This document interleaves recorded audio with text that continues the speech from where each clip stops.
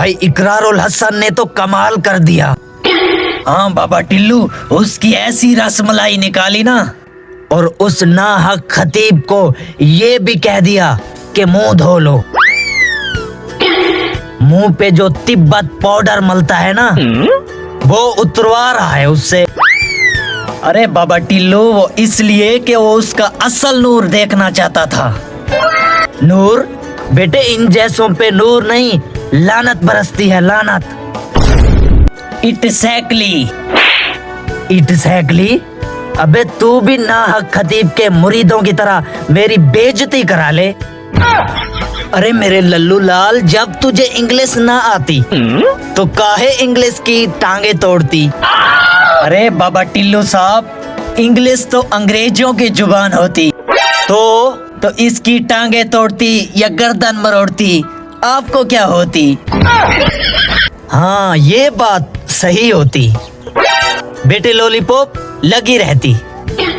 Lollipop. बाबा टिल्लू, इकरारुल हसन उसके आस्ताने पर भी तो गया था। आस्ताना? भोसड़ी के वो आस्ताना नहीं, घोंसला बोल, घोंसला। आस्ताने तो हम जैसे पीरों के होते हैं। छी, जानता हूँ तुम्हारे जैसे पीरों को। हमारी जेबों में रखे हुए हमारे बच्चों के लॉलीपॉप के 10 रुपए भी नहीं छोड़ते तुम लोग। अरे मेरे नीले, मेरे पीले, काहे इतना गुस्सा कर रहे हो? अब काम की बात करो। हाँ बाबा टिल्लू साहब, मैं कुछ ज्यादा ही ओवर एक्टिंग कर गया।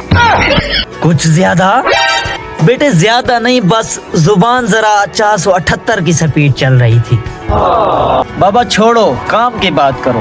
पहली बात, नाहक खतीब के गुंडों के सामने जाना मतलब मौत को दावत देना है, और वो शेर का बच्चा वहां पहुंच गया। और दूसरी बात, ऐसे लोगों को कोई शेर का बच्चा जब तक लगाम ना डाले तो ये बेचारी मासूम और भोली अवाम को गुमराह करते रहते हैं।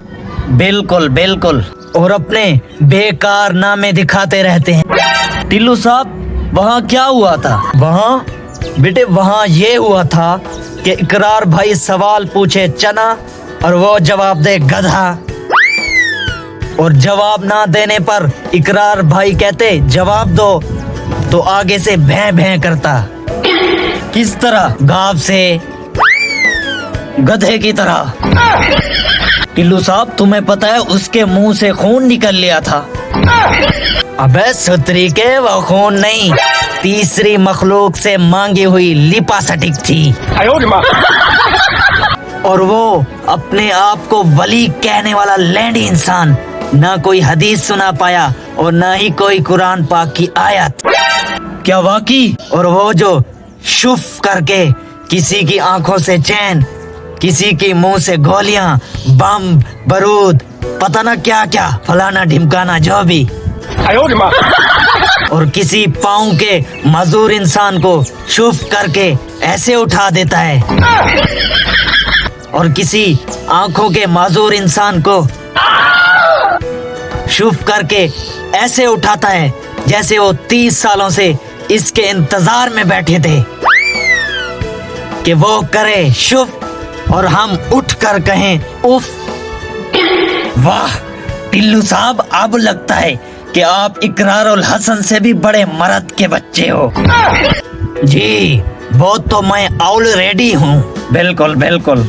और उससे पूछा गया, ये जो तुम शुफ शुफ करके 5 सेकंड में मरीज को ठीक कर लेते हो, इसमें क्या कलाम पढ़ते हो? तो उसने क्या कहा? जी मैं तो ये कलाम नहीं बता सकता। वो क्यों?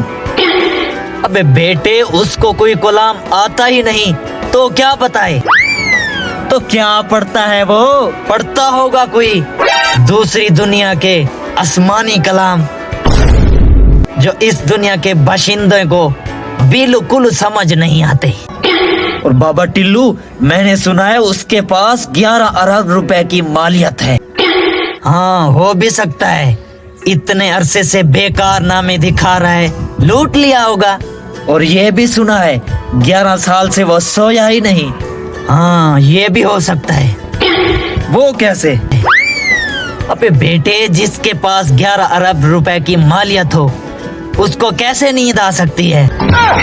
इसका मतलब वो 11 साल पहले ही 11 अरब की मालियत बना चुका था। एग्जैक्टली। भले टिल्लू साहब, आप भी तो इतने बड़े पीर हो, आप भी कुछ बेकार नामे दिखाओ। अभी दिखाता हूँ, लेकिन पिछली वीडियो वाले नहीं, कुछ नया ट्रेंड। ओके, तुम्हारा नाम अकमल लैंडी है। अरे बाबा। तुम्हारे बाप का नाम अजमल लैंडी है। अरे बाबा। तुम्हारे दादा का नाम पीरू हलवाई है। अरे बाबा। और उसकी मिठाई मक्खियाँ भी नहीं खाती।